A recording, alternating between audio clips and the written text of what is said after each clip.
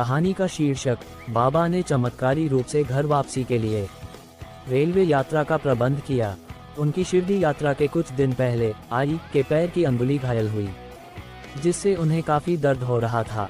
आई ने इसे पट्टी से बांध दिया। इससे उन्हें शिरडी में चलने में थोड़ा आराम मिल रहा था। लेकिन जब वे शिरडी से वापस पुणे पहुंचे तो ये दर्द धीरे धीरे तीव्र दर्दनाक हो गया। आई निश्चित रूप से बहुत परेशानी और दर्द का अनुभव कर रही थी। अपने स्वभाव के अनुसार आई ने कभी भी किसी के साथ अपनी परेशानियों को साझा नहीं किया, विशेष रूप से मास्टर जी के साथ, क्योंकि वह नहीं चाहती थी कि वह उनकी वजह से चिंता करे।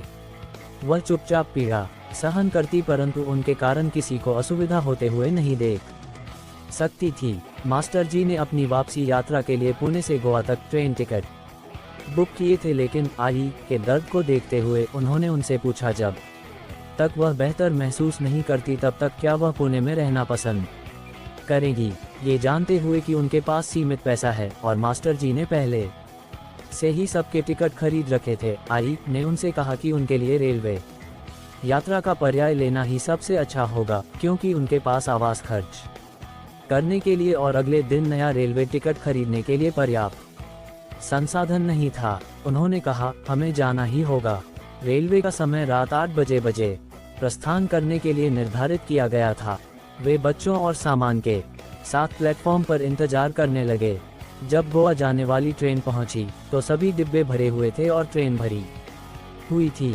एक उपयुक्त बोगी खोजने की कोशिश में वे प्लेटफॉर्म की आखिरी सीमा तक भागते रहे, लेकिन वहां उनके लिए प्रवेश करने के लिए जरा सी भी जगह नहीं थी। बच्चों और आई के घायल हुए पैर की अंगुली के साथ ये और भी मुश्किल था। वे खचाखच भरी ट्रेन को बस देखते रह गए और ट्रेन ने पुणे स्टेशन छोड़ दिया। जो हुआ उससे निराश मास्टर जी ने सुझाव दिया कि वे स्टेशन छोड़ते हैं और बस लेते हैं। आई ने इस विचार को स्वीकार नहीं किया और उन्होंने मास्टर जी को याद दिलाया कि वे पहले ही ट्रेन टिकट खरीद चुके हैं और अतिरिक्त यात्रा खर्च के लिए पैसे बहुत कम है। खुद को होने वाली पीड़ा को भुलाते हुए उन्होंने कहा कि उन्हें अगली ट्रेन की प्रतीक्षा करनी चाहिए। रात के लगभग 9:30 बजे थे। वे रेलवे स्टेशन पर इंतजार कर रहे थे और कुछ जलपान किया, जिसके बाद बच्चे सो गए।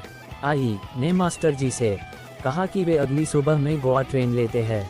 उनके पास वैध टिकट थे, लेकिन चूंकि ट्रेन खचाखच भरी थी, वे उसमें चढ़ पाने में सक्षम नहीं थे। अगर कोई पूछताछ करते तो वे उनकी परिस्थिति बयान करते। थोड़ी देर बाद एक हमाल दिखाई दिया। वह एक साफ सुथरे, स्वच्छ लाल पोटो की वर्दी और टोपी पहने था। वह वृद्ध और बेहद कृश था। वह आई के पास आया और पूछा, ताई तुम कहाँ जा रहे हो? गोवा। आई ने जवाब दिया, हाँ, लेकिन चूंकि ट्रेन पूरी भरी हुई थी, हम कैसे जा सकते थे? तब हमाल ने कहा, मैं विशेष ट्रेन में आपकी सीटों की व्यवस्था करूँगा। आप मुझे कितना भुगतान करेंगे?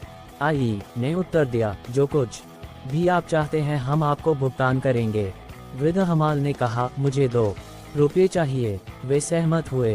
वृद्ध हमाल ने उन्हें जहां वो थे वही इंतजार करने के लिए कहा। कुछ मिनटों के बाद वह लौट आया और उनसे अपने पीछे पीछे चलने के लिए कहा। उसने उनकी सबसे छोटी बेटी को उसके कंधे पर उठाया और सामान लेने के लिए नीचे झुकने वाला था, लेकिन आई देख सकती थी कि वह बूढ़ा और कमजोर था। उन्होंने उसे बताया कि वे सामान खुद उठाएंगे। मास्टर जी और आई ने जल्दी ही अपने बैग इकट्ठे किए और उसके पीछे चलने लगे। उन्होंने कई प्लेटफार्मों को पार किया। हमाल उन्हें अंतिम प्लेटफॉर्म पर ले गया, जो खाली और सुनसान था। इस प्लेटफॉर्म कोई रोशनी नहीं थी, पर बस एक अकेला रेल का डिब्बा ट्रैक पर इंतजार कर रहा था, जिसमें कोई इंजन संलग्न नहीं था। तब उसने कहा, आप गोवा जाना चाहते हैं? अंदर आओ, ये बोगी आपको गोवा ले जाएगी। उसने उनके लिए कोच खोला, फिर कंधे से तौलिया लिया और सीढ़ियों से धूल झटक दी और उनसे बोगी में बैठने के लिए कहा। फिर उसने कहा कि अब वे गोवा बिना किसी तकलीफ के पहुंच जाएंगे और अब बिना किसी चिंता के कोच में आराम कर सकते हैं। उसने उनका सामान चढ़ा दिया, उन्हें सीटों के नीचे रखा और उनसे कहा कि वह वापस आ जाएगा। मास्टर जी ने उसे पैसे देने के लिए जेब में हाथ डाला ही था, लेकिन तब तक हमाल चला गया था। आई ने सोचा कि ये क्या हो रहा है। एक अंधेरे प्लेटफॉर्म पर खाली कोच में, जिसके बारे में उन्हें कोई जानकारी नहीं है और आगे क्या होगा वह भी पता नहीं है। उन्होंने मास्टर जी से कहा, यह एक खाली बोगी है, यहाँ कोई नहीं है, लेकिन कम से कम हम यहाँ रात बिता सकते हैं।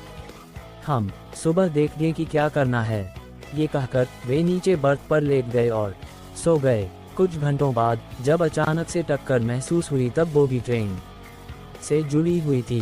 ट्रेन ने स्थानांतरित करना शुरू किया। वे एक यात्रा पर निकल चुके थे, लेकिन उन्हें मंजिल की कोई जानकारी नहीं थी।